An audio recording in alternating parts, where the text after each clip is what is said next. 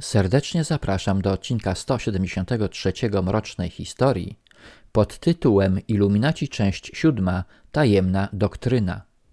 W odcinku 172 opowiedziałem o konflikcie pomiędzy zakonem jezuitów a przywódcą zakonu iluminatów.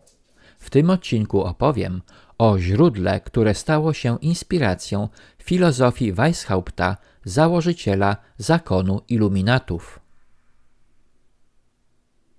Papież Klemens XIV rozwiązał zakon jezuitów w 1773 pod wpływem nacisków zewnętrznych i bezzasadnych oskarżeń niepopartych dowodami.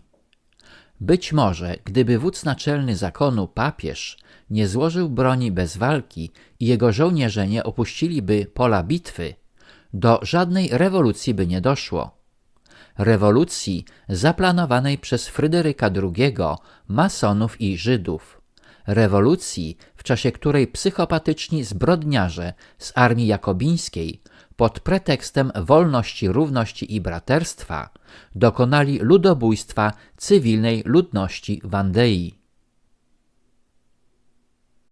Pozostaje bez odpowiedzi pytanie, kto dostarczył Weishauptowi wszystkich szczegółów dotyczących organizacji zakonu iluminatów i doradził mu, co i kiedy ma robić. Wiemy, że Weishaupt wzorował się zarówno na sektach gnostyckich, jak i jezuitach. Jezuita Augustin Barriele i francuski polityk Jean-Barthélemy Lécouté de Cantelet dostarczają pewnych wskazówek w tej sprawie. Według nich w 1771 pewien jutlandzki kupiec o nazwisku Schalmer, który spędził wiele lat w Egipcie, powrócił do Europy w poszukiwaniu zwolenników tajemnej doktryny, opartej na manicheizmie, którą poznał na wschodzie. W drodze do Francji zatrzymał się na Malcie, gdzie spotkał Kaliostra i niemal wywołał powstanie wśród ludu.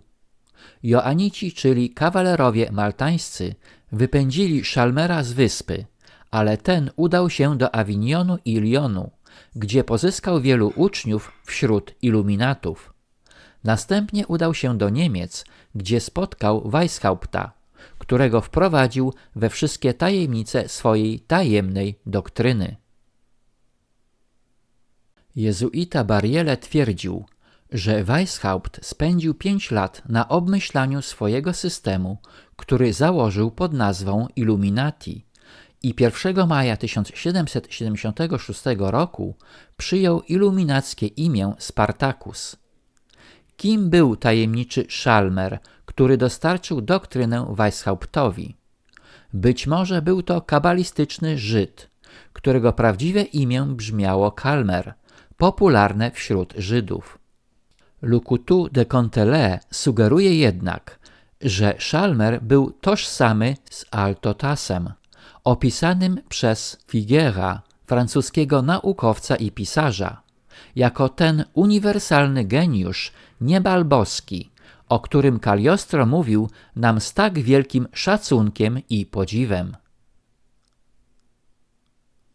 Altotas nie był postacią fikcyjną, ale poszukiwała go inkwizycja rzymska. Pojawiał się i znikał jak meteor i powszechnie uważano go za nieśmiertelnego, podobnie jak Saint-Germaina, duchowego patrona organizacji okultystycznych.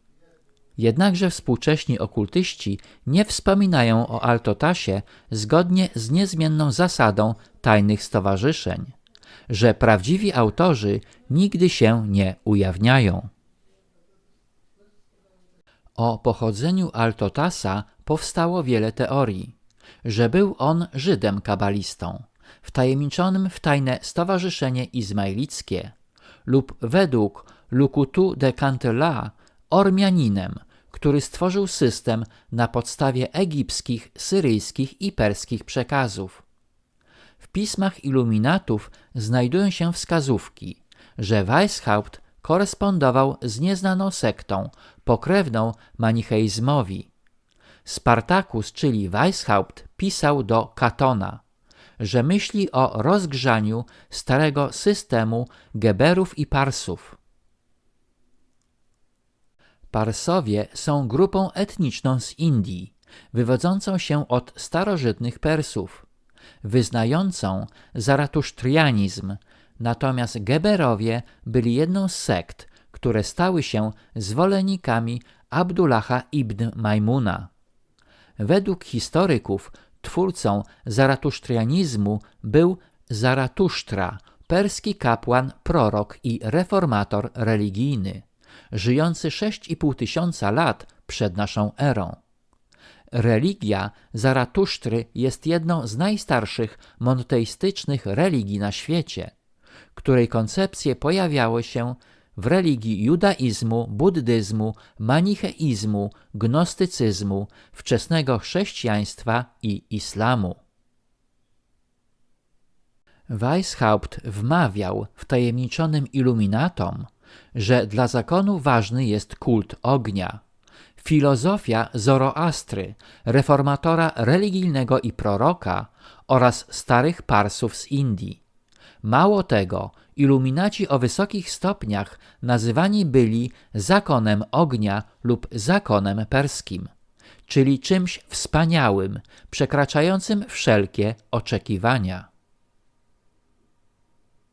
Im bardziej zagłębiamy się w filozofię i doktryny głoszone przez Weishaupta, tym bardziej stają się one nierealne i udawane.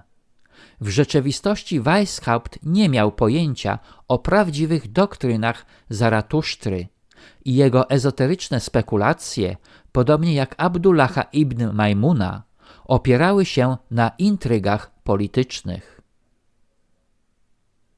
W systemie Weishaupta spotykamy frazeologię judaizmu, legendy kabalistyczne masonerii i mistyczne wyobrażenia martynistów. Weishaupt rzekomo pogardzał okultyzmem i magią, a jego największymi wrogami byli różokrzyżowcy i jezuici. W zakonie iluminatów ważną rolę odgrywały większe i mniejsze tajemnice, zapożyczone ze starożytnego Egiptu. Natomiast wyżsi wtajemniczeni nosili tytuły jak Epopte czy Hierofant, zaczerpnięte z misteriów eleuzyjskich. Jednak teorie samego Weishaupta zdają się nie mieć żadnego związku z tymi starożytnymi kultami.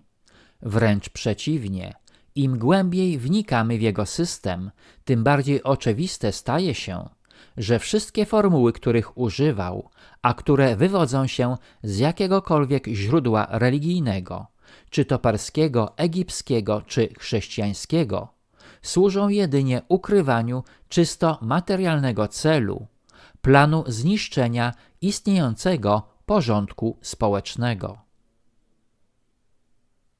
Można powiedzieć, że wszystko, co naprawdę starożytne w iluminizmie, to destrukcyjny duch, który go ożywiał, a także metoda organizacji, którą Weishaupt zaimportował ze wschodu. Tak naprawdę iluminizm oznacza zupełnie nowy rozdział w historii europejskich tajnych stowarzyszeń. Sam Weishaupt wskazywał na to jako na jedną z wielkich tajemnic zakonu.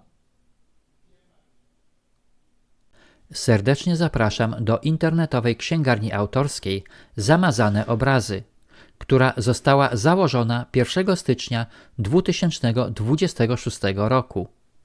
Aby wejść do księgarni, wystarczy w wyszukiwarce Google wpisać jedno słowo zamazaneobrazy.pl.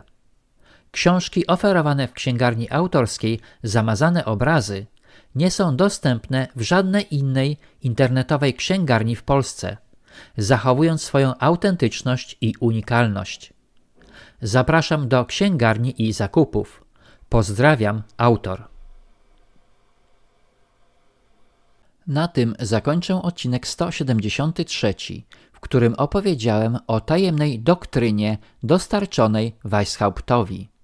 Serdecznie zapraszam do odcinka 174 pod tytułem Iluminaci część 8 – Wielka tajemnica iluminatów.